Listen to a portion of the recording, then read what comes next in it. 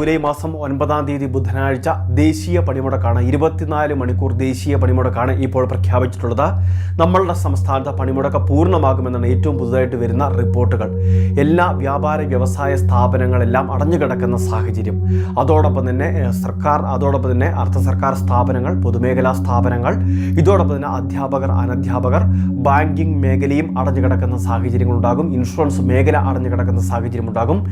ഈ രീതിയിൽ വരുമ്പോൾ ഇത് അവധിക്ക് സമാനമായ ഒരു സാഹചര്യത്തിലേക്ക് എത്തുമെന്നാണ് ഏറ്റവും പുതിയ റിപ്പോർട്ടുകൾ. KSRTCയും സ്വകാര്യ ബസ്സുകളും കൂടി ഇപ്പോൾ ഈ പണിമുടക്കിന് ഐക്യദാർഢ്യം പ്രഖ്യാപിച്ചിട്ടുണ്ട് എന്നാണ് ഏറ്റവും പുതിയ റിപ്പോർട്ട്.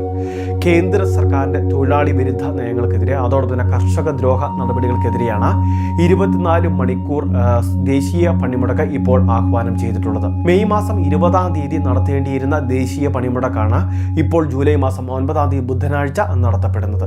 ഇന്ന് അർദ്ധരാത്രി 12 മണി മുതലായിരിക്കും പണിമുടക്ക് ആരംഭിക്കുക. അതായത് ബുധനാഴ്ച അർദ്ധരാത്രി 12 മണി വരെ. അങ്ങനെ 24 മണിക്കൂറാണ് ഇത് നീണ്ടു നിൽക്കുന്നത്. അവശ്യ സർവീസുകളെ പണിമുടക്കിൽ നിന്നും ഒഴിവാക്കിയിട്ടുണ്ട് എന്നാണ് സംഘടനാ ഭാരവാഹികളെല്ലാം ഇപ്പോൾ അറിയിച്ചിട്ടുള്ളത്. ഏകദേശം 10-ൽ പരം ട്രേഡ് യൂണിയനുകളാണ് ഇതിൽ ഇപ്പോൾ പണിമുടക്കിന് ഐക്യദാർഢ്യം പ്രഖ്യാപിച്ചിട്ടുള്ളത്. 17-ൽ പരം വിവിധ ആവശ്യങ്ങൾ, കർഷകരുടെ ആവശ്യങ്ങൾ, അതോടൊപ്പം തന്നെ തൊഴിലാളികളുടെ ആവശ്യങ്ങൾ, ഇങ്ങനെയുള്ള വിവിധ മേഖലകളിലുള്ള ആവശ്യങ്ങൾ ഉൾപ്പെടെ, അതോടൊപ്പം തന്നെ പൊതുമേഖലാ സ്ഥാപനങ്ങളുടെ സ്വകാര്യവൽക്കരണം, ഇങ്ങനെയുള്ള വിവിധ കാര്യങ്ങളെല്ലാം ഉന്നയിച്ചുകൊണ്ടാണ് ഇപ്പോൾ ഈ പണിമുടക്ക് പ്രഖ്യാപിച്ചിട്ടുള്ളത്. അതുകൊണ്ട് തന്നെ വിവിധ മേഖലകൾ അടഞ്ഞുകിടക്കുന്ന സാഹചര്യം തന്നെ ഉണ്ടാകും.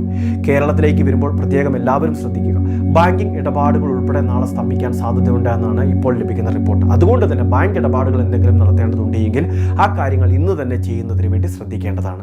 ഇനി ഇൻഷുറൻസ് മേഖലയിലെ വിവിധ സ്ഥാപനങ്ങളെല്ലാം അടഞ്ഞുകിടക്കുന്ന സാഹചര്യം ഉണ്ടാകും. അതോടൊപ്പം തന്നെ ചെറിയ വ്യാപാര സ്ഥാപനങ്ങളാണെങ്കിൽ പോലും വ്യാപാരി വ്യവസായികൾ ഉൾപ്പെടെ ഈ പണിമുടക്കിനോട് ഐക്യദാർഢ്യം പ്രഖ്യാപിക്കുന്നുണ്ട്. അതുകൊണ്ട് തന്നെ വിവിധ ഘടകമ്പോളങ്ങൾ അടഞ്ഞുകിടക്കുന്ന സാഹചര്യം. ഇത് മാത്രമല്ല, മോട്ടോർ തൊഴിലാളികളും ഈ പണിമുടക്കിനോട് ഐക്യദാർഢ്യം പ്രഖ്യാപിച്ചിട്ടുണ്ട്, സഹകരിക്കുമെന്ന് അറിയിച്ചിട്ടുണ്ട്. അതുകൊണ്ട് തന്നെ വിവിധ മേഖലകളിൽ ടാക്സി സർവീസുകൾ ഉൾപ്പെടെ തടസ്സപ്പെടാൻ സാധ്യതയുണ്ട്.